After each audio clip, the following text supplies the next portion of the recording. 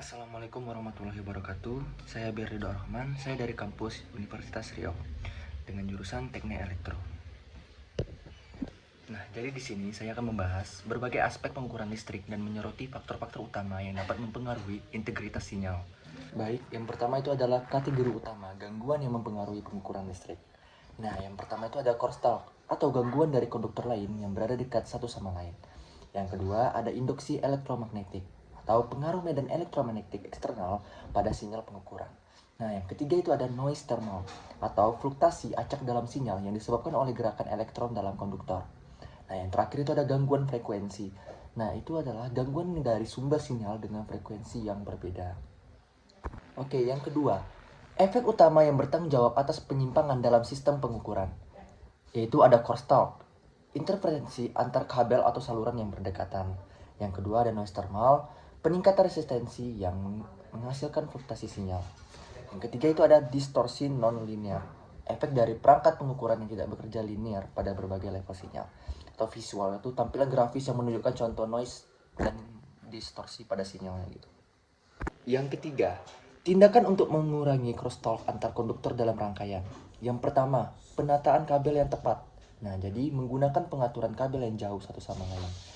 Nah, yang kedua itu ada penggunaan pelindung atau shielder, memasang pelindung atau pelapis pada kabel. Jadi harus dilapis ya kabel itu biar lebih safety.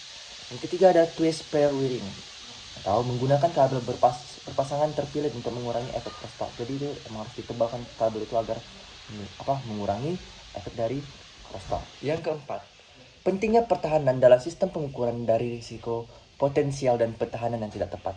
Oke, jadi yang pertama di sini adalah fungsi pentanahan. Nah, itu apa fungsi pentanahan? Itu mengalirkan arus listrik yang tidak diinginkan ke tanah, menjaga stabilitas sistem pengukuran. Jadi arus listrik yang berlebih itu diarahkan ke tanah. Nah, yang kedua itu ada risiko. Pertahanan yang tidak dapat menyebabkan arus bocor, kebocoran data, atau kerusakan alat pengukuran. Jadi harus adanya pertahanan. Baik, yang kelima, pengaruh penggunaan kabel koaksial dibandingkan kabel berpasangan terpilih dalam mengurangi interferensi elektromagnetik. Yang pertama itu adalah kabel koaksial. Nah, itu dia tuh menyediakan pelindung yang baik terhadap interferensi elektromagnetik, tetapi lebih kaku dan mahal. Nah, yang kedua itu ada kabel berpasangan terpilih atau lebih fleksibel dan hemat biaya, tetapi kurang efektif dalam menangkal interferensi elektromagnetik. Jadi ada plus minusnya masing-masing di setiap kabel ini. Terakhir itu yang keenam, metode untuk menentukan radio sinyal terhadap draw dalam rangkaian pengukuran. Yang langkah pertama, ukur sinyal yang diinginkan dan draw secara terpisah. Nah, yang kedua itu hitung rasio antar amplitudo sinyal dan amplitudo draw. Nah, yang ketiga itu gunakan alat pengukuran seperti osiloskop untuk visualisasi hasil, untuk mengecekkan grafik sinyal dan analisis sinyal atau radio.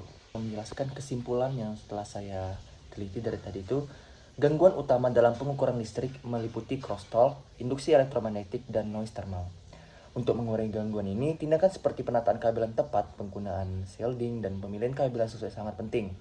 Pertahanan yang benar juga esensial untuk stabilitas sistem. Sementara risiko dari pertahanan yang salah bisa merusak alat pengukuran. Jadi emang harus benar-benar diperiksa atau dicek